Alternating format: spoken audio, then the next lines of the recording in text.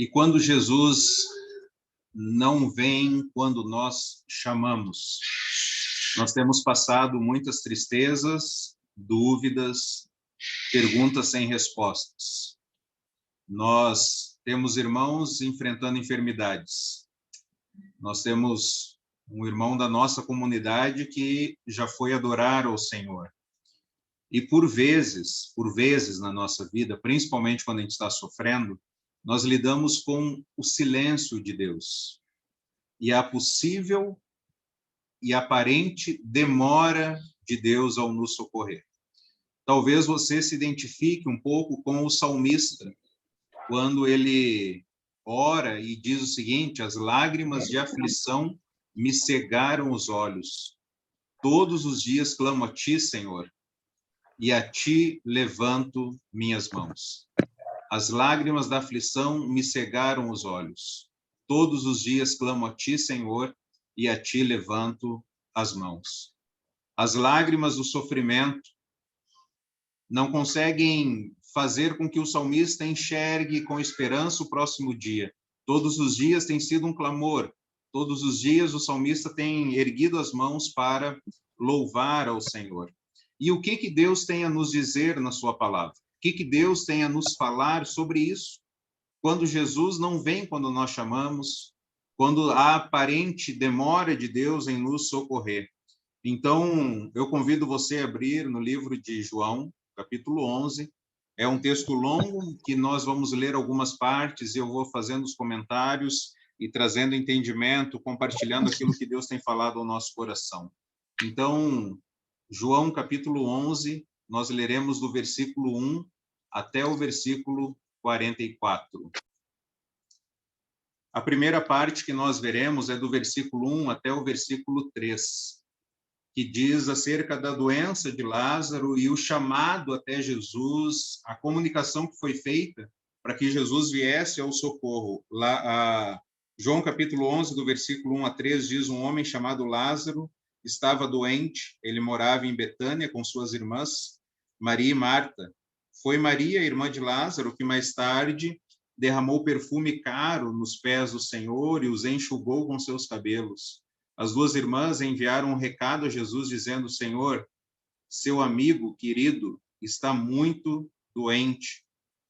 Betânia, a informação que nós temos aqui é que Jesus estava em Betânia e Lázaro, junto com as suas irmãs, né, Marta e Maria,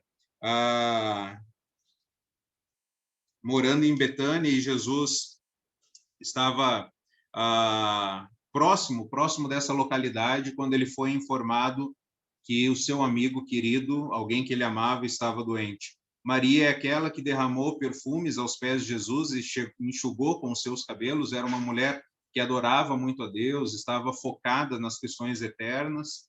Marta já é aquela pessoa pragmática, aquela pessoa preocupada com aquilo que tem que fazer. E ela, naquela situação onde Jesus visitou seus irmãos, ela estava muito inquieta, preparando a casa para a chegada de Jesus, e Maria está ali ouvindo acerca de Cristo. A Bíblia diz, nós veremos mais à frente nesse capítulo, que Jesus amava muito Lázaro, amava muito Maria, amava muito a Marta. Lázaro adoece, seu amigo fica doente. E o que você faz quando alguém que você ama fica doente? Você avisa quem pode ajudar. Você avisa um amigo médico seu, você liga para ele, fala: meu irmão, minha irmã, me ajuda, o que eu faço aqui? E foi isso que essas irmãs fizeram. Com a doença de Lázaro, elas mandaram o aviso para aquele que tem o poder sobre as enfermidades. Elas mandaram avisar Jesus que o seu amigo estava doente, e o recado é muito claro. Elas disseram: Senhor, aquele a quem amas está doente. Seu amigo querido está muito doente.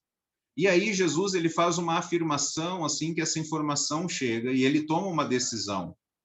João capítulo 11, versículo 4 a 6 diz o seguinte: quando Jesus ouviu isso, disse: a doença de Lázaro não acabará em morte. Ela aconteceu para a glória de Deus, para que o Filho de Deus receba glória por meio dela. Jesus amava Marta, Maria e Lázaro. Ouvindo, portanto, que Lázaro estava doente, ficou mais 2 dias onde estava. Jesus fez uma afirmação. Ele disse que a doença não acabaria em morte, que a doença era para a glória de Deus, para que o Filho de Deus receba toda a glória por meio, então, dessa enfermidade. Assim que Jesus recebe a informação, ele fala, essa doença, guarde bem essa informação, essa doença não acabará em morte. Ela é para a glória de Deus. E aí Jesus toma uma decisão. Essa decisão foi de ficar mais 2 dias aonde ele estava. Mesmo sabendo que o seu amigo estava doente, mesmo sabendo que Lázaro era muito amado por ele, Jesus ainda fica mais 2 dias. Irmãos, é muito interessante aqui o contraste que o texto apresenta, porque Lázaro, o significado da palavra, do nome Lázaro, Lázaro significa Deus meu socorro. Deus, meu socorro. Mas o socorro de Lázaro demorou 2 dias para ir até o encontro de Lázaro que estava doente. A doença de Lázaro e a aparente demora de Jesus nos faz fazer perguntas. O ser humano faz perguntas, nós queremos entender algumas coisas. E a primeira coisa que nos vem aqui, se Jesus amava tanto Lázaro, por que ele permitiu que Lázaro adoecesse? Se Jesus me ama, se Jesus te ama, por que ele permite que nós adoeçamos? A segunda pergunta é, por que ele demorou para ir até Betânia? Por que ele demorou a se deslocar? Uma outra pergunta é por que ele não curou Lázaro à distância, como ele havia feito com o filho do oficial do rei? Por quê, irmãos? Por quê? Por quê? Na minha vida, na sua vida, nós fazemos perguntas, Deus, por que, Senhor? Por que isso acontece? E ainda o que mais nos intriga, o que vai acontecer agora do versículo 7 até o versículo 16. Versículo 7 até o 16 diz o seguinte, depois disse a seus discípulos, vamos voltar para a Judeia. Os discípulos se opuseram, dizendo, Rabi, apenas alguns dias atrás o povo da Judeia tentou apedrejá-lo. Ainda assim o Senhor vai voltar para lá? Jesus respondeu, há 12 horas de claridade todos os dias?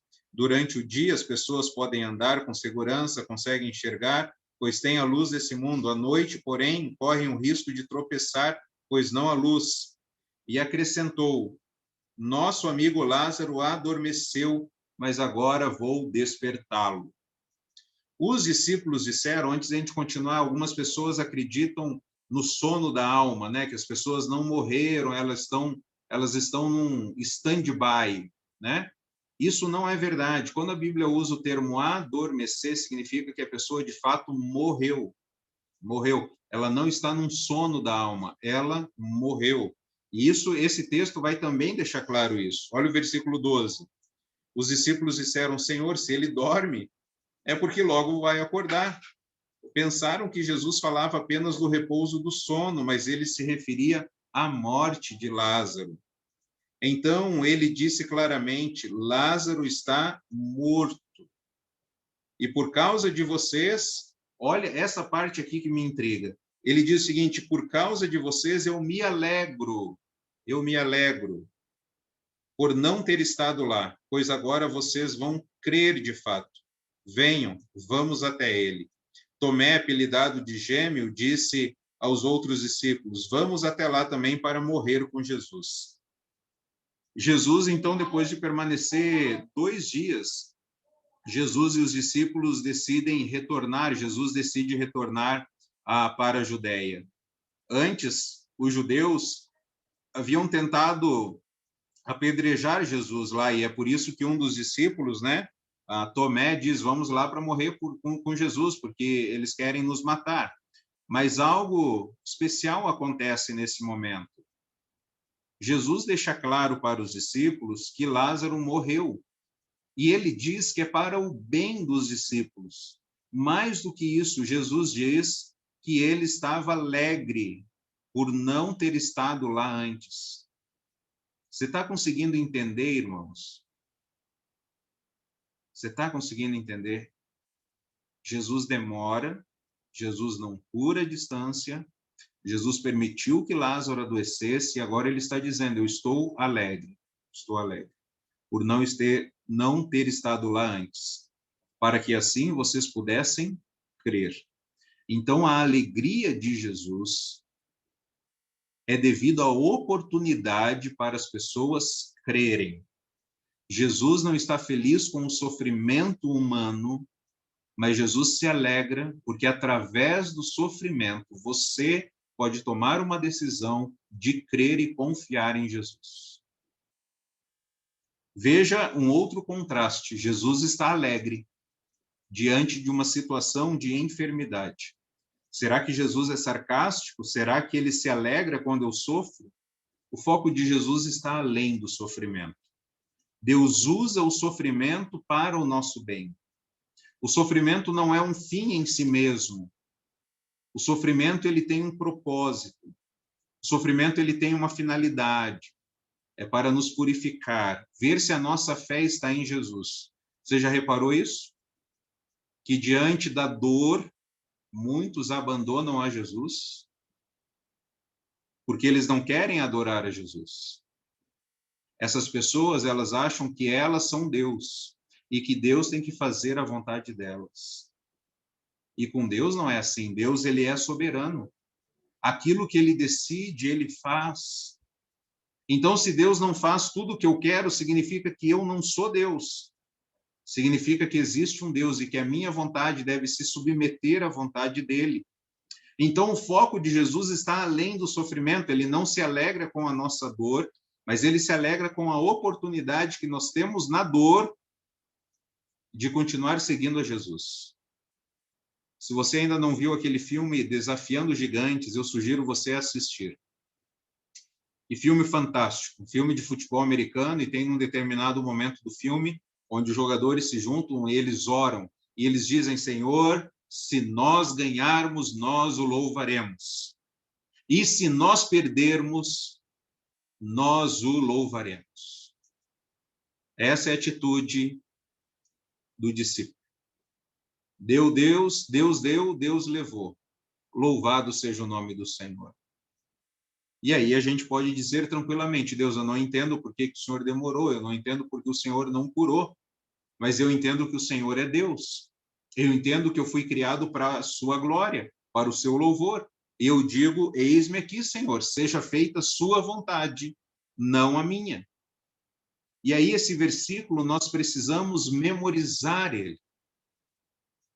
Nós precisamos, se você não tem esse versículo memorizado, faça esse compromisso nessa semana de memorizar ele, de compartilhar ele na internet, de dar um testemunho sobre ele. Olha o que esse versículo diz, sabemos que Deus age em todas as coisas para o bem daqueles que o amam, dos que foram chamados de acordo com o seu propósito. Duas verdades nesse texto. Deus age, Deus não é inerte, Deus não é indiferente, Deus não é passivo, Deus age.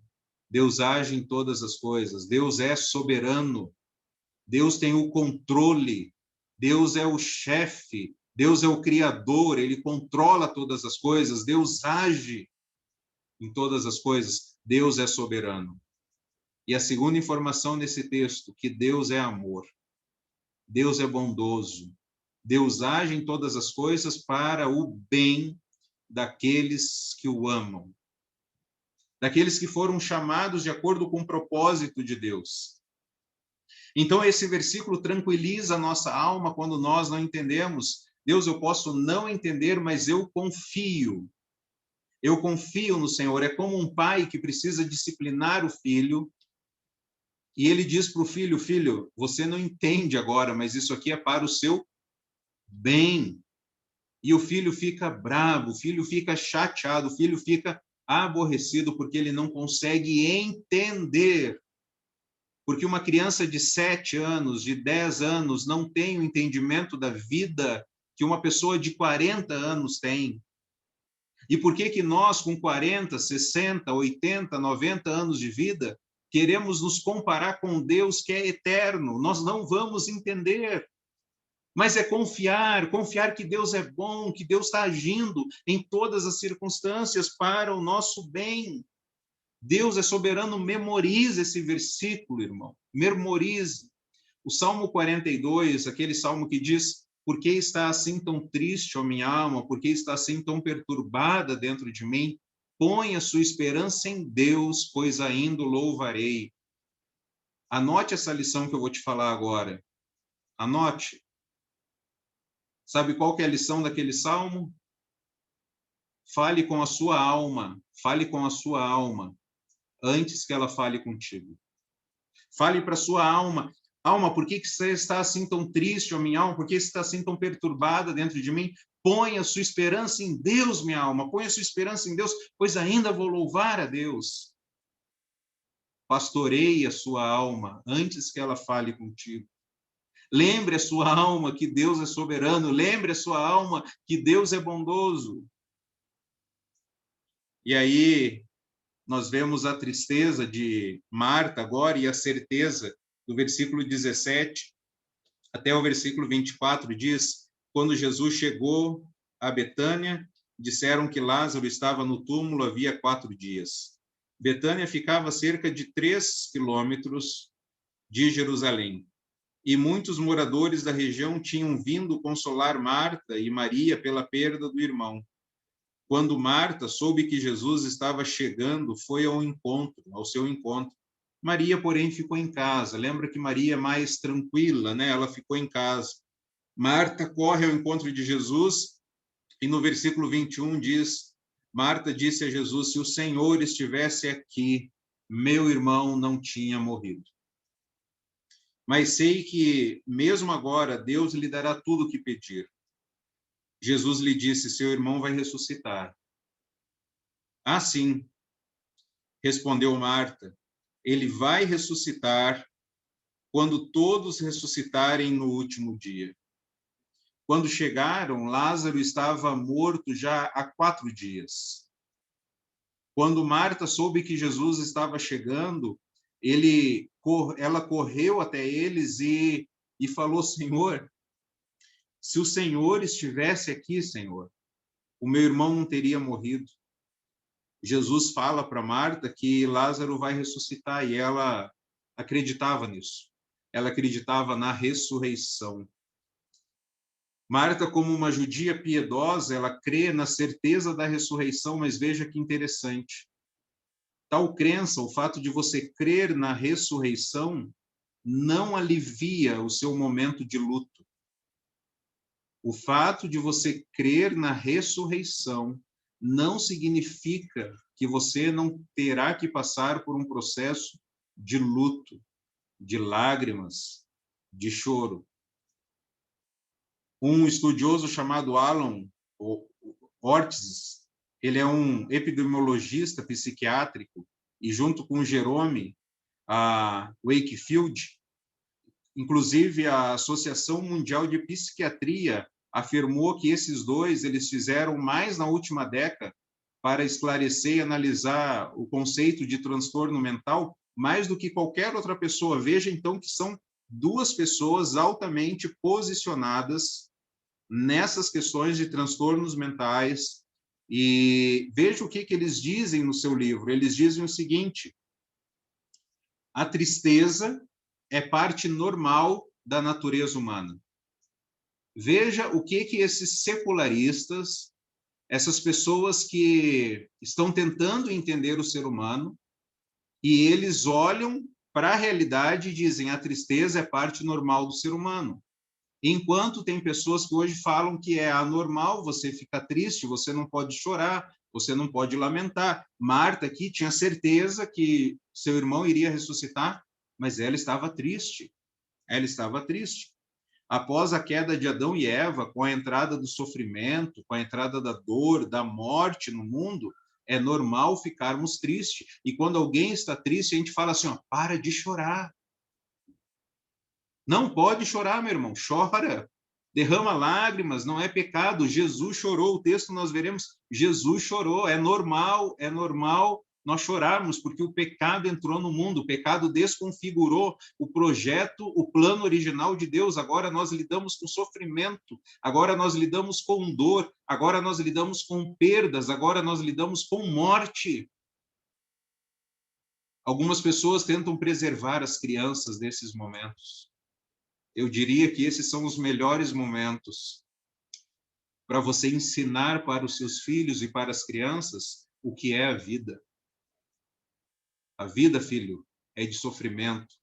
A vida é de dor. A vida é de perdas. A vida é morte. Nós vamos morrer.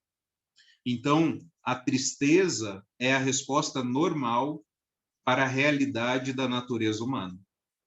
A realidade da natureza humana é sofrimento, dor e morte. Porém, a história não para aí. Nós temos uma verdade transformadora, versículo 25 a 27. Então Jesus disse: eu sou a ressurreição e a vida.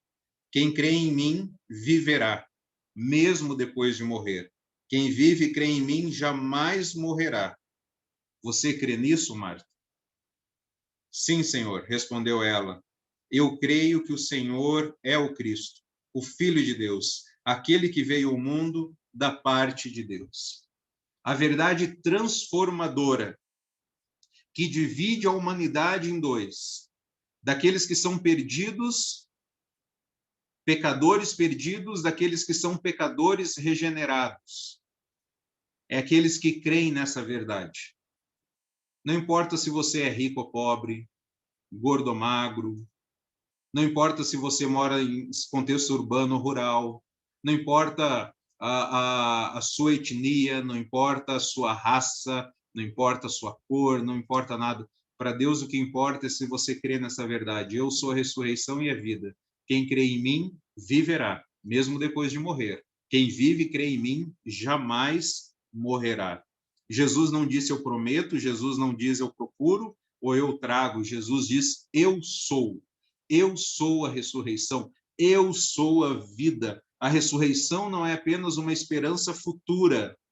A ressurreição é uma realidade presente, é o poder vivificador, é o poder encarnado em Jesus. A vida que o homem carece é Jesus. Nós precisamos de Jesus. Isso transforma a nossa vida, isso muda o nosso destino, isso traz significado para o presente. É Jesus que nós precisamos. Então, uma grande tristeza, ela deve ser confrontada com uma grande certeza. Quando nós ficamos profundamente tristes, nós devemos confrontar nossa tristeza com uma certeza que Jesus é a ressurreição e a vida. Aquele que crê nele viverá, mesmo depois de morrer. Quem vive e crê em Jesus jamais morrerá. Você crê nisso, Marta? Você crê nisso? Então, para uma grande dor, existe um grande alívio. Existe um grande alívio. E aí nós vemos a compaixão de Jesus no versículo 28 até o versículo 35. Em seguida, voltou-se para casa, chamou Maria à parte e disse: o mestre está aqui e quer ver você. Maria se levantou de imediato e foi até ele. Jesus tinha ficado fora do povoado, no lugar onde Marta havia se encontrado com ele. Quando as pessoas que estavam na casa viram Marta sair apressadamente, imaginaram que ela ia ao túmulo de Lázaro chorar e a seguiram. Assim que chegou ao lugar onde Jesus estava e o viu, caiu a seus pés e disse: se o Senhor estivesse aqui, meu irmão não teria morrido. Quando Jesus viu Marta chorar, e o povo também, sentiu profunda indignação e grande angústia. Onde vocês o colocaram? Perguntou. Eles responderam: Senhor, vem e veja. Jesus chorou. Maria corre até Jesus, prostra-se e faz a mesma afirmação que Marta havia feito. Senhor, se o Senhor estivesse aqui, o meu irmão não havia morrido. É possível que as duas irmãs, enquanto haviam mandado chamar Jesus, elas ficassem se perguntando, né, conversando umas com as outras, dizendo isso, que se Jesus estivesse ali, Jesus iria curar. Se Jesus chegasse, talvez, será que a informação chegou? Será que os mensageiros foram rápidos? Porque se Jesus estivesse ali, o irmão delas não havia morrido porque Jesus amava ele. E é interessante que quando Jesus viu Marta chorando, e a palavra aqui para esse choro é pranto alto. Então, Maria não estava chorando de forma contida, Maria estava chorando alto, talvez aquele descarrego emocional, aquele momento onde você está difícil de controlar as emoções. Maria chorava em pranto alto. Quando Jesus viu isso, ele agitou-se, ele ficou perturbado por causa daquilo que o pecado faz, que a doença faz, provocando morte, provocando enfermidades, o efeito que o pecado fez no mundo. Jesus, ele fica profundamente comovido, vai até o sepulcro, e aí a Bíblia diz que Jesus chora. Diferente de Maria, que chorou em pranto, em voz alta, Jesus, aqui o termo é, Jesus chorou silenciosamente. Jesus chorou silenciosamente. Ele chorou, porque ele tem capacidade de simpatizar com o seu povo. Jesus tem a capacidade de se comover com a sua criação. Jesus se compadece dos seus amigos.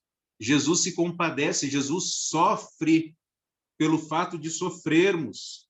Isso é maravilhoso. Jesus se compadece do nosso sofrimento. Olha, irmãos, olha que interessante isso, olha a diferença de Jesus para o conceito antigo de divindade. Os deuses que não existem, né?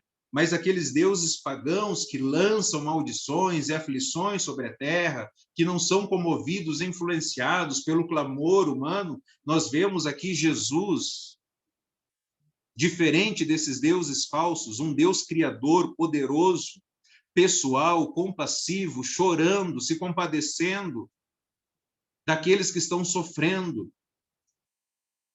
A compaixão de Jesus nos lembra de Hebreus 4,15, que diz: não temos um sumo sacerdote que não possa compadecer-se das nossas fraquezas. Entenda, Jesus não está longe de você. Jesus, ele ouve quando você clama. É que tamanho é a dor que você está passando, que você até julga que Deus está sendo indiferente para com você. Mas qual pai vai esquecer de um filho? Qual mãe não vai ver um filho sofrendo e não vai se compadecer dele? Jesus ouve o que nós passamos, Jesus se compadece do que nós passamos. Jesus passou por todo tipo de tentação, por todas as experiências que eu e você passamos, só que Jesus, ele passou sem pecado. E nós passamos por essas situações pecando, murmurando, esbravejando, brigando com Deus, ofendendo a Deus, falando que Deus não existe, falando que Deus não se preocupa, falando que Deus não nos ouve, que Deus não nos vê. Jesus também passou por tudo que nós passamos. E aí o texto, ele vai terminar no versículo 36 até o 44, que se nós crermos, nós veremos a glória de Deus.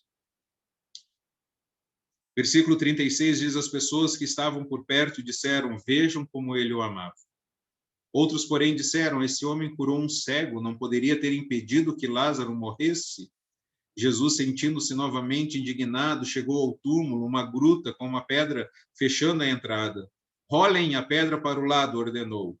Senhor, ele está morto há 4 dias, disse Marta, a irmã do falecido. O mau cheiro está terrível, será terrível. Jesus respondeu: eu não lhes disse que se você cresce, veria a glória de Deus? Então rolaram a pedra para o lado. Jesus olhou para o céu e disse: Pai, eu te agradeço porque me ouviste. Tu sempre me ouves. mas eu disse isso por causa de todas as pessoas que estão aqui, para que elas creiam que tu me enviaste. Então Jesus gritou: Lázaro, venha para fora. E o morto saiu, com as mãos e os pés presos com faixas e o rosto envolto num pano. Jesus disse: desamarrem-no as faixas e deixem-no ir. Mesmo cheirando mal, porque havia 4 dias que estava morto. Jesus disse para Marta: eu não disse que se você cresce, você viria a glória de Deus? Jesus havia dito para os discípulos que a doença não terminaria em morte. Lembra disso? Mas aquilo que havia acontecido seria para a glória de Deus. Eu lembro de uma ocasião onde eu ouvi o testemunho de um pastor que estava muito enfermo, ele era amado pelas pessoas ao redor, e as pessoas orando muito para que Deus o curasse. E o tempo foi passando, ele foi vendo a proximidade da morte, ele avaliou ali que Jesus talvez não curaria ele, e um dia ele chegou para a igreja e disse o seguinte: irmãos, se Deus me curar, todos nós veremos a glória de Deus. Mas se Deus não me curar, eu verei a glória de Deus. Se Jesus curar, nós vemos a glória de Deus. Se Jesus não curar, a pessoa que morreu vai ver a glória de Deus. Se nós crermos, nós veremos a glória de Deus. Esse texto que nós lemos, ele tem 3 temas, e elas são as 3 aplicações para nós. Em primeiro lugar, é preciso crer em Jesus. Um comentarista chamado Wisber diz que a ênfase de João 11 é sobre fé. O termo crer, ou uma de suas variações, pode ser encontrado pelo menos 8 vezes nesse relato. Eu marquei na minha Bíblia, eu peguei um lápis, colorido, e fui marcando todas as vezes que aparece crer, crer, crer, para que vocês creiam, para que eles creiam. Jesus perguntou se Marta acreditava. E ele pergunta para nós: você crê em Jesus? Como diz um hino: a minha fé e o meu amor estão firmados no Senhor. Crer não é apenas saber. Crer é uma entrega total, é uma submissão total. Crer é ter um relacionamento pessoal com Jesus. Você crê em Jesus? A segunda lição é que Jesus é compassivo, não esqueça disso. Lembre-se que Jesus se importa com os nossos problemas. Jesus pode sentir-se entristecido por causa das nossas enfermidades. Jesus não é um Deus impessoal, indiferente, distante, frio. O Salmo 34, versículo 11, diz: o Senhor está perto dos que têm coração quebrantado e salva os de espírito abatido. O Senhor está perto dos que têm coração quebrantado, contrito, e salva os de espírito abatido. Amigo, se você está passando por um momento que está abatido, está quebrantado, contrito, o Senhor está perto de você. Jesus é um homem de dor e sabe o que é padecer, segundo Isaías 53. O Wisber, aquele comentarista, ele diz o seguinte: o amor de Deus pelos seus não é uma afeição cheia de mimos, mas sim um amor aperfeiçoador. O fato de nos amar e de nós o amarmos não é a garantia de que seremos protegidos dos problemas e das dificuldades da vida. Afinal, o Pai ama seu filho e, no entanto, permitiu que ele bebesse do cálice de sofrimento e que experimentasse a vergonha e a dor da cruz. Não devemos jamais pensar que o amor e sofrimento são incompatíveis. Por certo, os dois se unem em Jesus Cristo. Tire um print dessa tela. Guarde. Volte nesse texto. Lembre, o amor e o sofrimento não podem ser vistos de forma incompatíveis. Jesus une esses 2 temas. Deus não fará apenas aquilo que eu acho que ele deve fazer. Deus fará aquilo que ele quer fazer, porque ele é o soberano, e ele vai fazer isso para o meu bem. O fato de Deus ser soberano e bom nos consola, que Ele age em todas as coisas para o nosso bem. Mas para isso é preciso a primeira lição, crer em Jesus, confiar. E aí, quando nós sofrermos, nós entenderemos que isso é para o nosso bem. E por fim, a terceira lição, Jesus tem um plano para a glória de Deus. Jesus tem um plano para os seus problemas, assim como ele tinha um plano para o problema de Lázaro. Quando procuramos fugir da dor, quando nós procuramos evitar a tristeza, nós devemos nos perguntar: se Jesus quis deixar o amigo que ele amava sofrendo, adoecido, e não chegar a tempo, então significa que ele tem um plano para o meu sofrimento. Deus tem algo maior que eu não consigo ver, como aquelas irmãs não conseguiam ver durante aqueles dias de espera. Existe um plano que nós não entendemos, mas que nós confiamos. Para pastorearmos o nosso próprio coração, nós podemos e devemos orar, pedindo a Deus que Deus amenize o sofrimento, que Deus tire o sofrimento, mas a principal lição é, meu amigo, ore da seguinte forma: Deus me ensine as lições que o Senhor quer me ensinar neste sofrimento. Mude a sua oração. Pare de pedir para Deus afastar os problemas e comece a orar para Deus te ensinar nos problemas. Você vai ver como a sua perspectiva vai mudar, como você vai encarar os problemas de forma diferente. Aprenda a orar. Pai, se possível, afasta o cálice, contudo, não seja como eu quero, mas sim como tu queres. 3 lições que nós aprendemos. É preciso crer, é preciso lembrar que Jesus é compassivo e é preciso lembrar que Jesus tem um plano para a glória de Deus.